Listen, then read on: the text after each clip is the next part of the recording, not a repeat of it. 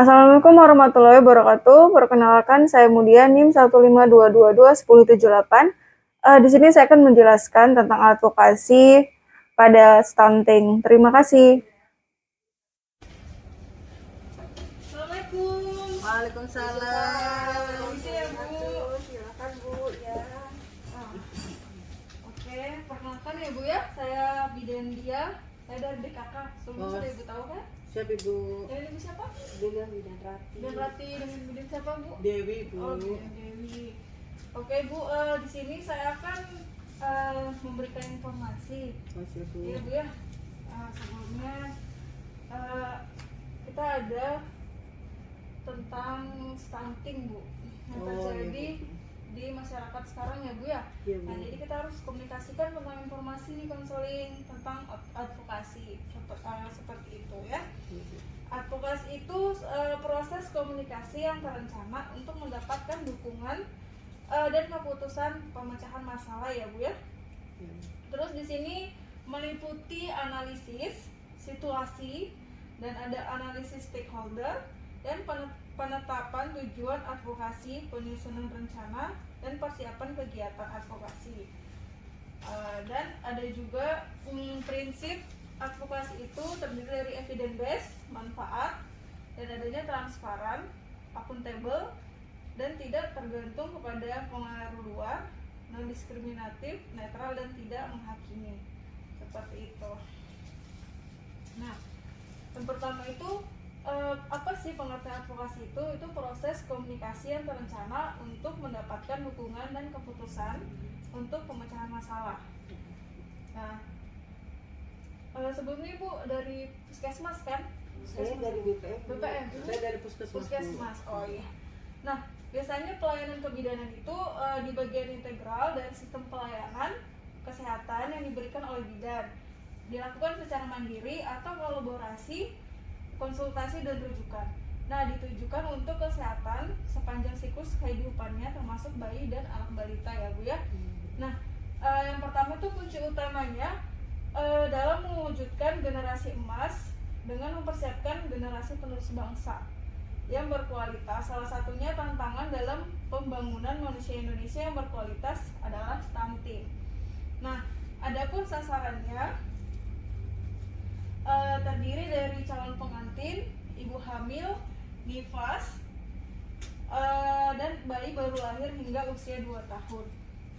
Nah, Bu, kita melakukan stunting sesuai dasar hukum yang diatur dari Peraturan Presiden Nomor 72 Tahun 2021 tentang percepatan penurunan stunting. Dan ada juga Permenkes Nomor 4 Tahun 2019 tentang standar teknis pemenuhan mutu pelayanan dasar pada standar pelayanan minimal bidang kesehatan. Dan ketiga adanya Permenkes Nomor 43 Tahun 2019 tentang Puskesmas. Nah, dan juga seorang advokator harus mampu mengenali masalah, mengenali isu terkini, memahami kebijakan pemerintah, mengenali interest sasaran advokasi, mengemas informasi kaitan dengan sumber informasi, menguasai teknik komunikasi, dan menjawab pertanyaan dan komentar stakeholder berdasarkan akurat. Yang terakhir, kita harus ada lobby, presentasi, debat, negosiasi, dialog, dan petisi resolusi ya Bu ya. Nah, tugas bidan itu sendiri kita melakukan screening 3 bulan pranikah Hatim untuk mengetahui resiko stunting ya Bu, melakukan pemeriksaan kehamilan dan pemantauan secara berkala sampai persalinan.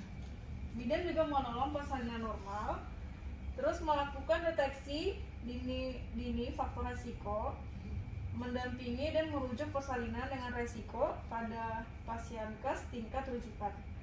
Dan ada juga melakukan asuhan pasca persalinan. Dan terakhir melakukan asuhan bayi baru lahir sampai usia 2 tahun dengan melakukan screening penilaian faktor resiko stunting. Biasanya kalau di bidan itu Bu, di Puskesmas menolong persalinan normal-normal aja kan Bu? Normal Bu, Puskesmas normal Bu. Nah, jadi hambatannya dari stunting ini ada apa Bu?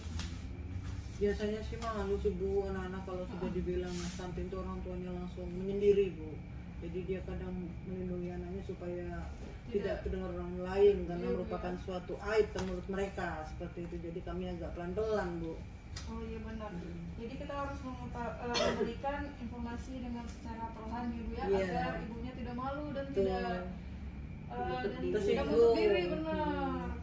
Nah, ada juga yang kita tahu hambatan yang sekarang itu kurangnya pengetahuan tentang stunting. Betul. Kan Bu, ibu-ibu di sana itu pasti awam, belum tahu Iya, sama betul. sekali. Terus ada sikap orang tua yang negatif tentang stunting, motivasi orang tua yang rendah terhadap stunting, sedikitnya informasi yang didapat mengenai stunting itu, dan letak geografis membuat kesulitan ya Bu. Iya. Transportasi kita Agak jeram Bu. Jadi agak perlu naik gunung Bu. Beliau jadi males susah jadinya. ya. Ya seperti itu. Jalan salah, naik Jangan motor salah. salah.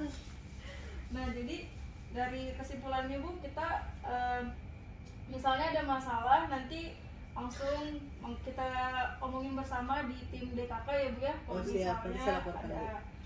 sesuatu yang tidak bisa Selesaikan. selesaikan, nanti kita rangkul, kita diskusikan Siap Bu. ke tim DKK. Dan kita ada mengembangkan kegiatan seperti sosialisasi, kegiatan screening stunting melalui akun Instagram DKK Bu ya. Siap Bu. Nanti di follow, nanti kita follow up. Oh, ada akunnya Bu ya? Ada Bu. Oh, siap Bu. Nanti saya add Bu. Langsung add Bu ya. Ya, Siap Bu. Terus adanya kita juga mempunyai nomor HP outline ya Bu, Oh, betul. guna memudahkan komunikasi kita dengan Betul. warga sekitar. Jadi nanti kalau misalnya ada warga yang kesulitan bisa telepon aja. Siap Bu. Terus adanya bekerja sama dengan lintas sektoral guna sosialisasi program stunting, mengadakan minlog dengan pemegang program dan seluruh staf tim di puskesmas gitu, di tim DKK ada semua ya baik Bu ya. Bu. Siap Bu.